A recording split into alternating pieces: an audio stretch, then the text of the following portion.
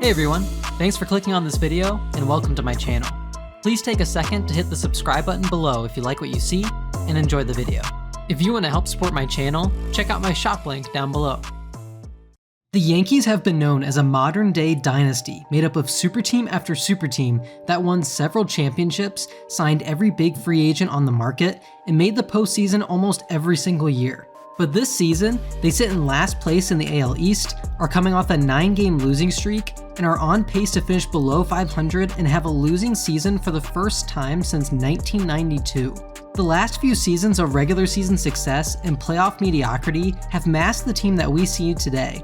How did the Yankees go from a 99-win season to the team that we see today, under 500 and in the basement of the American League East? The other big question, who is to blame for this failure, and what decisions led the team to this point? Today, we'll recap where the Yankees finished last year to where they are now, and the events that led them to becoming an absolute mess.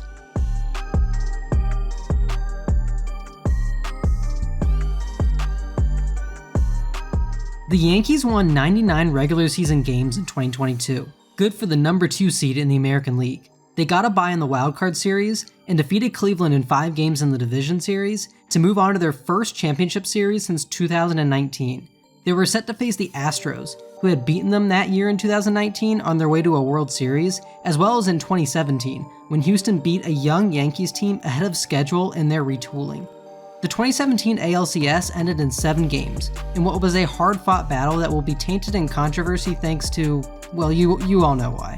The 2019 ALCS ended in 6 games, another tough series that ended on a Jose Altuve home run to send Houston to the Fall Classic. But what happened in this 2022 series was a whole different story.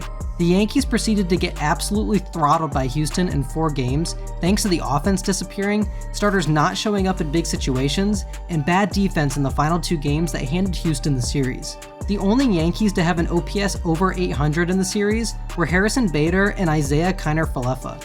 No starter completed 6 innings. The defense handed things away in Game 4 to put the nail in the coffin. They went into the offseason in the same place that their last few successful seasons ended, with an ALCS loss to Houston, and there was nothing controversial about this one, aside from a few embarrassing excuses. The Yankees' most pressing issue in the offseason was bringing back Aaron Judge. First, they brought back first baseman Anthony Rizzo, who notably bats left-handed. We'll touch on that more later. After a brief Arson Judge the Giants scare, Aaron Judge was brought back on a 9-year, $360 million deal for the now 31-year-old and was named team captain. They topped things off with frontline lefty Carlos Rodon, who had the potential to pair with Garrett Cole as one of the best 1-2 punches in baseball. They brought in a few depth pieces in the bullpen and in the minor leagues. Perhaps the biggest question mark going into the year was who was going to play left field. Harrison Bader had been great in center as a deadline acquisition, and Aaron Judge was slotted into right field with Giancarlo Stanton at DH. New York lost Andrew Benintendi in free agency, Aaron Hicks had been terrible for several seasons now, and it was going to be hard to trust young players like Oswaldo Cabrera, who is an infielder by trade, and former top prospect Estevan Florial. The Yankees ended up going with Hicks, and we'll see how that ended up in just a bit. They promoted top prospect Anthony Volpe to be the opening day shortstop. The biggest blow before the season began was the loss of Rodon to a forearm injury, which would delay his Yankees debut until July. Despite all this, New York still seemed positioned to make a strong showing in the regular season.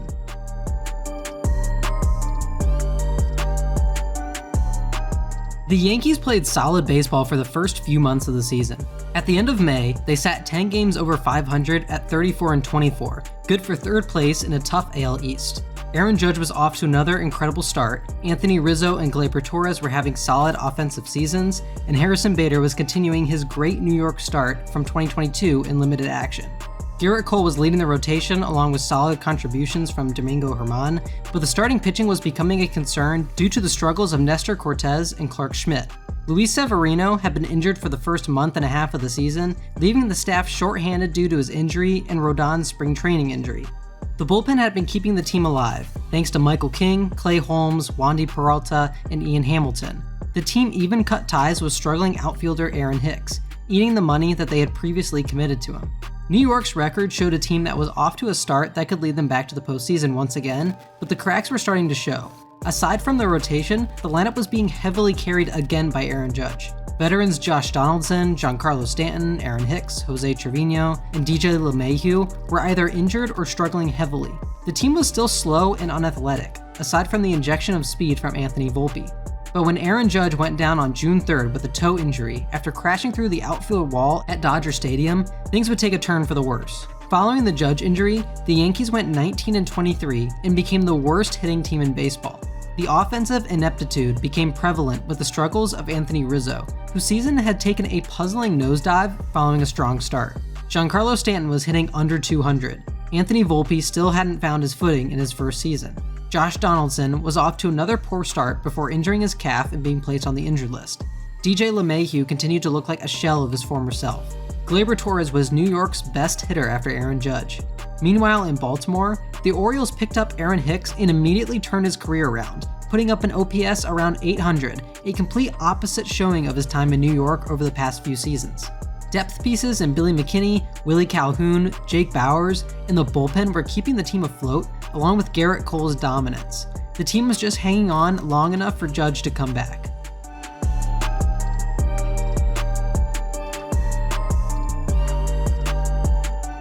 The Yankees went into the break at 49-42, good for 4th place in the AL East. They then went 12-24, tanking their postseason chances and falling firmly into last place in the division. Along the way, they went on a 9-game losing streak, with one of the highlights being a Clay Holmes meltdown against the Marlins, in which a 7-3 lead was blown in the bottom of the 9th. They blew a game on the road against the Rockies, due to another bullpen meltdown and late homers from Colorado. They struck out 18 times in one game against the Orioles, which led Aaron Boone to say, "Outside of the strikeouts, I thought at-bats were building off of last night. I thought we grinded out really well." Luis Severino turned into the worst starter in all of baseball, which he himself ended up quoting. Then there's the Domingo Germán situation. On June 28th, Germán threw the 24th perfect game in baseball history. On August 2nd, he was placed on the restricted list following him entering treatment for alcohol abuse, after coming into the clubhouse intoxicated and becoming belligerent towards his teammates. Before this during the season, Germán was suspended 10 games in May for foreign substances, and another night he came out of the bullpen to pitch 5 innings in a July game after being scratched from his start that day. An absolutely bizarre situation all around. Brian Cashman addressed the media on August 23rd, calling the season a disaster. The team did nothing at the trade deadline, which was worse than even selling off pieces and punting on the season like the Mets did. At least if they had admitted defeat, the team could have had a direction. The team could have retooled like they did in 2016. Instead, they brought in Keenan Middleton for the bullpen, and that was about it. They counted on players coming back to reinforce the team instead of going out and making improvements. The vaunted bullpen had come down to earth and was no longer the dominant position of strength that it was at the beginning of the season. The lineup still couldn't hit, Carlos Rodon returned and struggled, Nestor Cortez went back on the injured list, Frankie Montas won't pitch for the Yankees ever again, Josh Donaldson went on the 60-day injured list and then was seen taking batting practice on the field a few days later, saying that he didn't have a say in his injured list placement, and that he was just told that he was going on the 60-day. The team has gone 1-8 against the Red Sox up at this point, and they even lost a series to the Twins for the first time since 2001. They have a healthy losing record against the AL East this season. The team, to quote Brian Cashman, was an absolute disaster.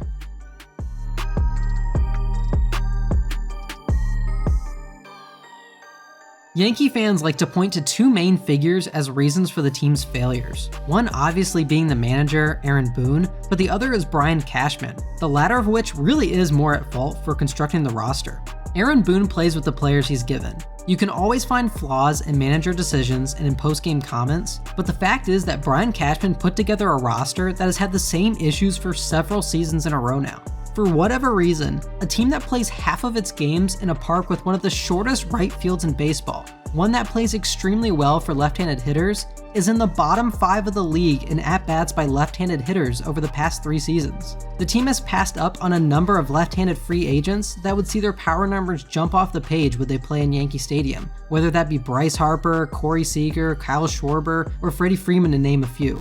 This perhaps is due to another huge issue, Giancarlo Stanton's massive contract, the result of a trade Cashman made following the 2017 season, and one that has hampered the Yankees financially and in their positional flexibility ever since. The team is stuck with Josh Donaldson's contract thanks to the trade Cashman made with the Twins in 2022. Aaron Hicks and DJ LeMahieu are two more examples of terrible contracts given out by Cashman. It's still too early to judge the deal given to Carlos Rodon, but that was New York's biggest free agent buy outside of Judge and Cole in years. Injuries also derailed this season for New York.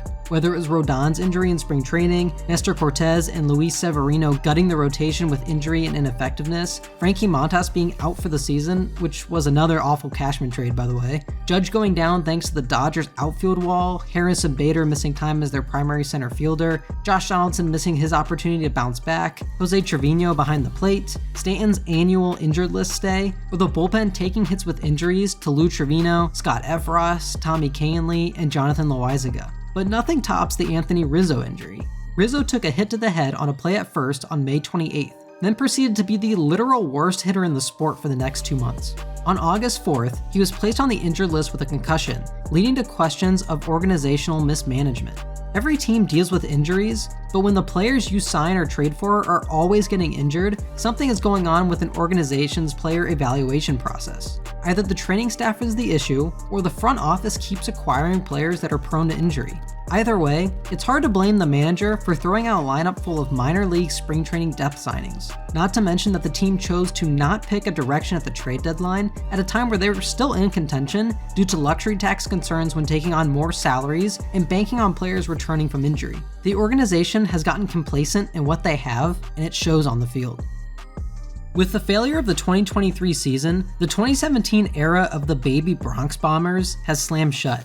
Aaron Judge is of course here for the foreseeable future and is the lone success story. Gary Sanchez is seeing success in San Diego. Luis Severino is set to be a free agent following the worst season of his career.